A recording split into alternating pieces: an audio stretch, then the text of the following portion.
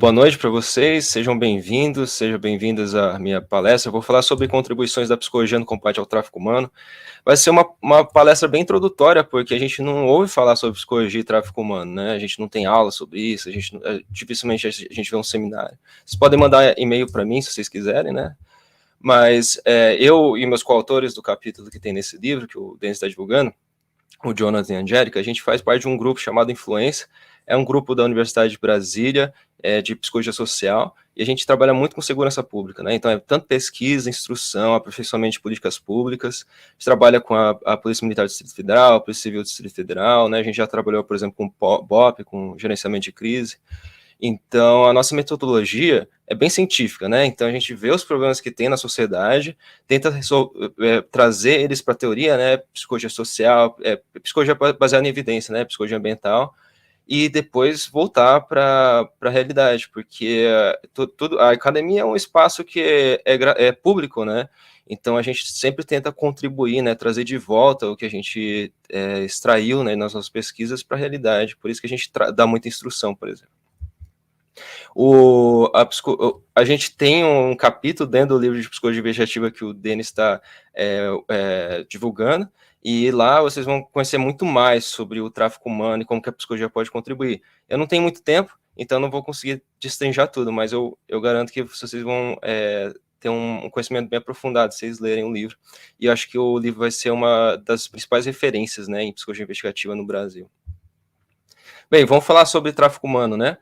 O tráfico humano, ele é um conceito, na verdade, muito amplo, segundo a ONU, né? Mas se a gente fosse destrinchar, a gente está falando sobre o recrutamento, o transporte, a transferência, o alojamento de vítimas, né, de pessoas. Por quais meios? Então, existem ameaças, uso da força, coerção, abdução, fraude, engano, são vários meios. E os fins são para fins de exploração. Só que a exploração também é diversa. A gente tem no imaginário popular que a exploração para fim de tráfico humano é geralmente sexual, né? Porém, a gente tem várias identificações, né, de crimes, por exemplo, o casamento forçado, a remoção de órgãos e uma parte bem substancial de trabalho forçado, que às vezes a gente não associa muito com o tráfico de humanos.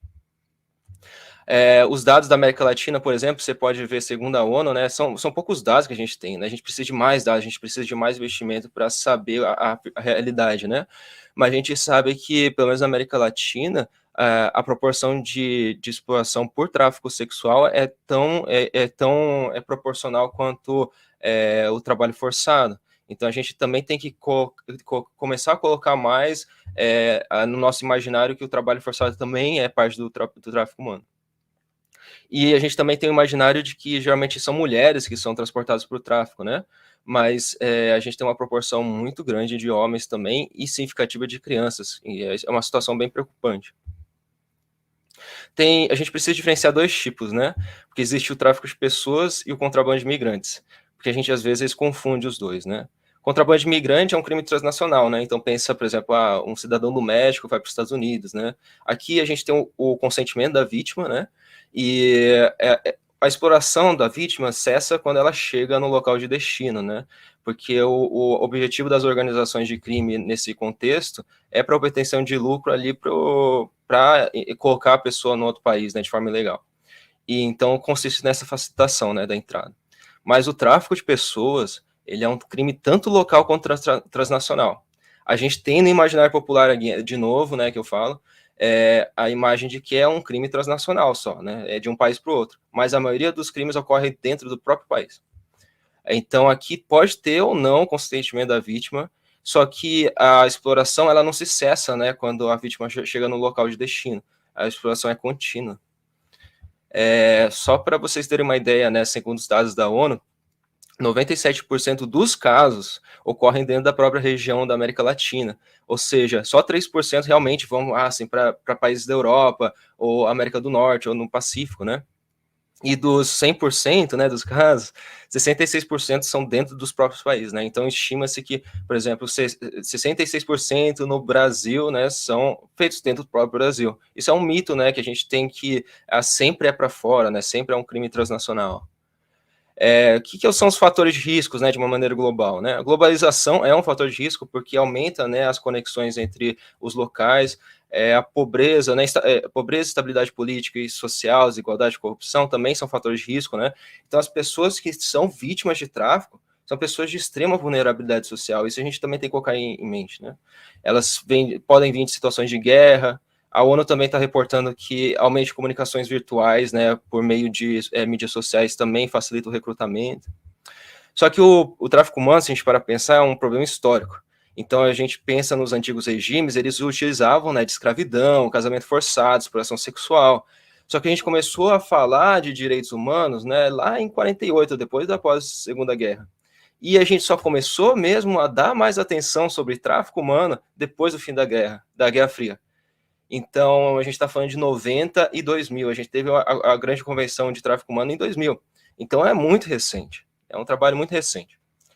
O que aconteceu? Por que acontece isso? Né? Porque com a globalização, o crescimento de tecnologias, né, que facilitaram a mobilidade, os estados, né, os estados dos Estados Unidos, Europa, enfim, né, os países da Europa, eles começaram a se preocupar muito com segurança, porque a migração em geral se tornou um problema de segurança, né? E o tráfico humano é parte da migração. Então, migração, a gente está falando de uma migrante legal, refugiados, né?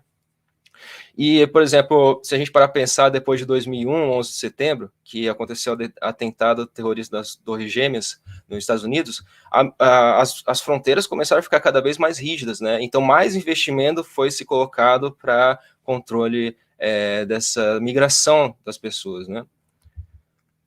Por isso que começou também a ter mais atenção sobre diversos tipos de migração.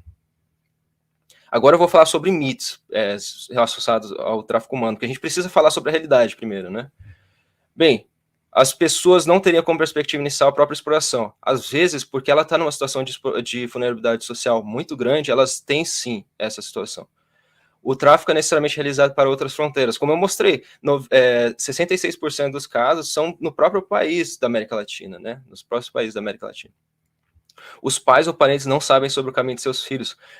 Tem uma probabilidade muito grande que os pais ou parentes são os próprios ofensores, ou facilitam, né, a pessoa para o mercado ilícito.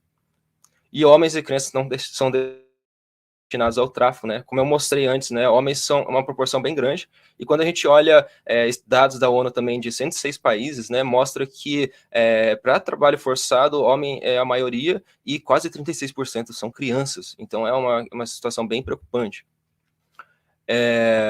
Existem outros mitos, né? Por que esses mitos são formados? A gente se baseia não em fontes primárias, a gente se baseia em política doméstica, a gente baseia no que o governo extrai de dados, e o governo vai ter uma influência de pressão do que é apelativo, por exemplo, para a população, né? E também filmes, né? A gente assiste aquele filme Busca Implacável, Taken, né? Com Liam Neeson, acho que vocês já devem ter assistido, eu gosto desse filme, mas mostra uma situação que é totalmente diferente do que é realmente a representatividade da vítima de tráfico humano, né? Então esses filmes, as séries começam a criar uma representação imaginária da vítima de tráfico que não é a realidade, né? Como uma moça jovem, de classe média, talvez, às vezes, ou que quer escapar da pobreza e quer ajudar muitos pais, e ela chega num outro país e os movimentos dela estão restritos, né? E ela é levada a um bordel para pagar uma dívida que pode ser fictícia ou não. Só que isso enviesa muito as políticas de prevenção primária e secundária, que tendem a focar muito nessa questão de comércio sexual de vítimas mulheres que não são necessariamente representativas, né? Então, isso é muito por causa, talvez, às vezes, da apelação, né? Eu vou dar um exemplo. Existe uma campanha chamada Campanha Coração Azul, que, na verdade, o Jonathan e a Angélica, no capítulo que a gente tem no livro do Denis, explora muito bem, usando psicologia social, técnicas de marketing, e mostra que é uma campanha que não é tão efetiva.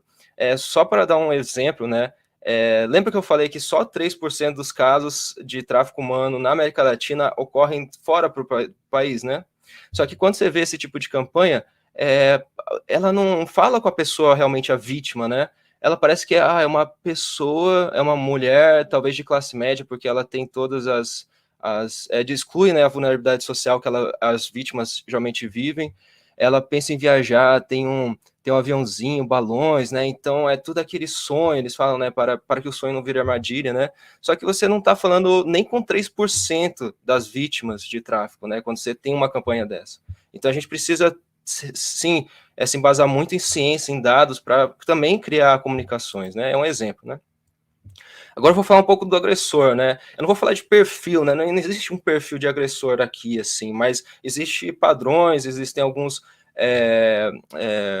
características que são comumente identificadas, né? Uma das questões são que os pais, os avós, os irmãos, eles podem ser, sim, os traficantes, né? Isso aqui são dados, acho que, do antigo Ministério dos Direitos Humanos, né? São dados antigos, né? Mas mostra também que uma proporção grande de parentes. E dados também lá de fora mostram que parceiros íntimos são são efetivos recrutadores, né? A máxima, né, na ciência tem falado que o mais efetivo recrutador é aquele que estabelece um grau de relação de confiança ou de autoridade com a vítima. Né? Ele vai se aproveitar de necessidades econômicas da vítima, ou ser parceiro íntimo dela, ou do status migratório, que pode ser ilegal, né? A família ter falta de supervisão parental, né? Disfunção familiar, até a deficiência mental ou física. Só que esses ofensores tentem se agrupar em determinadas organizações. Poucos, né, eles atuam sozinhos, ou tem algumas associações oportunísticas, né? Oportunística que eles, às vezes, se unem, não para o fim principal de tráfico, mas é por conveniência, né? Tem uma oportunidade ali e eles querem maximizar lucros, né, sobre a vítima. Mas a maioria que é identificada são essas organizações como negócio, que são grandes organizações que realmente atuam de forma sistemática e têm como principal atividade essas atividades criminosas. Eles vão se aproximar de diversas formas, pode ser com o ato de isolar a vítima, criar um senso de lealdade, dependência ou dominância. Um que é muito predominante é a criação de dívida também. Então, existe dívida fictícias, reais, né, que fazem com que a vítima ela fique presa naquela situação. Outro pode ser também a aproximação por abuso físico, medo e ameaças a familiares recorrentemente. Bem, em psicologia social, todo mundo que estudou psicologia ouviu falar do experimento de Milgram, né? O experimento de Milgram mostra que pessoas comuns, do senso, pessoas de bem, digamos assim, né? Exemplo, né?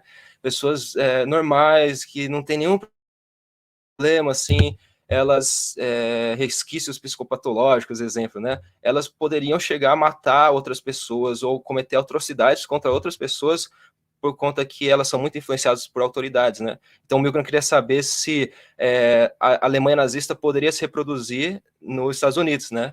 Então, muitas pessoas, ele fez experimentos que mostravam que pessoas, elas chegariam a machucar outras pessoas só porque um cientista, né, usando jaleco, falaria para eles, né, fazerem esse comportamento contra uma potencial vítima, né?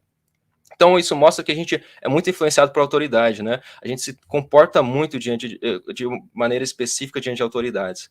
E isso também é muito na relação, né, que a gente tem entre o ofensor e a vítima, infelizmente. Outra questão que vem de psicologia social é a prisão de desembargo, né? Eu não sei se vocês conhecem, né, mas também é um outro experimento famoso de psicologia. E tem 2 filmes também, se vocês quiserem assistir sobre esse filme, mas esse experimento mostra que a gente se comporta conforme o papel social que nos é dado. Então, se a gente incorpora, por exemplo, papéis sociais degradantes, a gente também vai se comportar, né, conforme aquele papel que é nos dado, né? Então, nesse experimento aqui, as pessoas colocavam randomicamente pessoas para atuarem como prisioneiros e como guardas, e depois de um tempo mostraram assim que realmente elas incorporavam esse papel para elas assumiam comportamentos violentos, né, por causa do papel social que elas estabeleciam nesse experimento. Então, é outro experimento que é interessante para vocês verem, né? Existem outros métodos de controle da vítima que é reportado na literatura de psicologia também, monitoramento, presentear a vítima, dívida real, abuso sexual, dentre outros, né? As referências podem ir mais atrás, né? Por isso que eu recomendo pegar o livro. Mas em psicologia investigativa, né, a gente tem uma teoria chamada locus do efeito desejado. Talvez vocês não ouviram muito falar. Mas essa teoria nos fala o quê, né? Eu vou fazer vocês pensarem um pouco. Se tivesse uma casa, ela foi assaltada, e ao mesmo tempo ela é incendiada e leva à morte dos ocupantes, né? a gente está falando que existe aqui o agressor, ele é um incendiário, né? Ele é um piromaníaco, mas ao mesmo tempo ele é um homicida, mas ele é um latrocinador, eu não sei. Existe um perfil aqui de tipo de crime, né? Ele é um arson, né? Que seria incendiário, né? Não, nesse caso é muito misturado, né? Então a gente aqui não está falando de traçar um perfil a partir do comportamento ali exclusivo do que é visto aqui, né? Mas a gente está falando de padrões de comportamento. Então a gente fala mais de temáticas. Então o que isso quer dizer, né? Quando existe um crime, né, existem muitos vestígios comportamentais, né? Vestígios comportamentais que o agressor deixou em relação à vítima, né? Então, exemplo, né, em crimes, né, com homicídio mais violentos, né? Por exemplo, quando existe canibalismo, né, é muito provável também que existe necrofilia, né? Então, o David Cantor, que é um dos pais da psicologia investigativa, né? E ele era psicólogo social e ambiental antes, né? Ele mapeava, assim, evidências, né, que tinha em crimes e tentava ver padrões, de correlações, né? Só que são evidências mais comportamentais, são evidências que o agressor, ele realiza a vítima, né? E quando o trabalho com estatística, né, propriamente, né, escalonamento multidimensional, o nome, você vê que existem clusters, né? E esses clusters nos ajudam a ver padrões. Só que esses padrões também não são tão... não é uma caixinha, né? É multidimensional.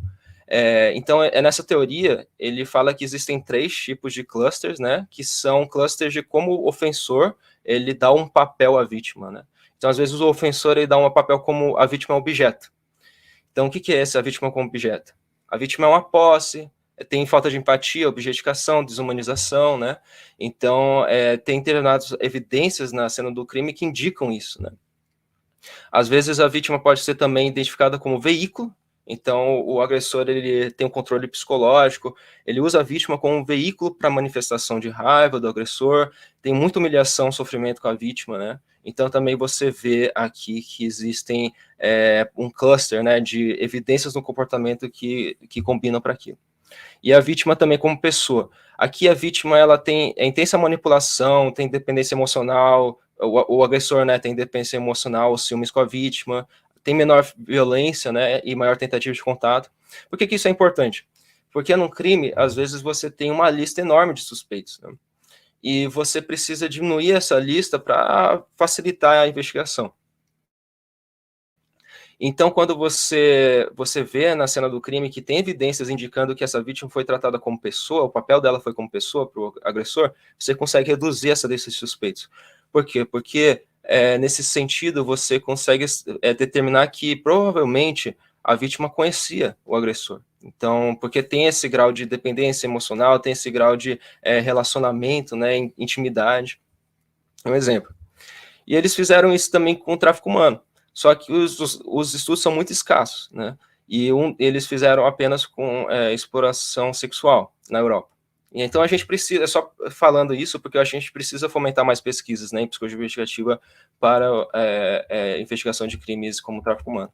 Mas eles viram também que existem os 3 padrões, né, vítima como veículo, vítima como pessoa. Aqui, como pessoa, realmente o traficante, ele tem um relacionamento com a vítima, ele presenteia a vítima, tem um grau de intimidade com ela, né? Mas a maioria dos casos, a vítima é um objeto, né? Por que é um objeto, né? Porque é para fins de comércio, comércio sexual, exploração sexual, né? Então ela é apenas um objeto para se obter lucro, para se usar, aqui tem, por exemplo, abuso sexual, abuso físico real, né? Você trata a vítima mesmo como objeto, né? Então, na maioria dos casos, a vítima, ela apresenta, né, o ofensor dá esse tipo de papel para a vítima, para tráfico humano.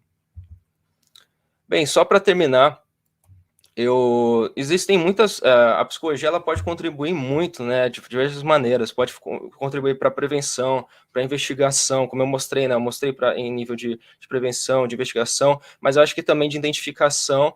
E na literatura de tráfico humano, a gente vê que a maioria das vítimas, na verdade, elas são identificadas por busca ativa ou por disque de denúncia, né? Mas o que é busca ativa, né? Esse trabalho de campo, a gente, né, profissional de saúde, serviço social, assistência social, a gente às vezes precisa construir lajes de confiança com comunidades vulneráveis, né?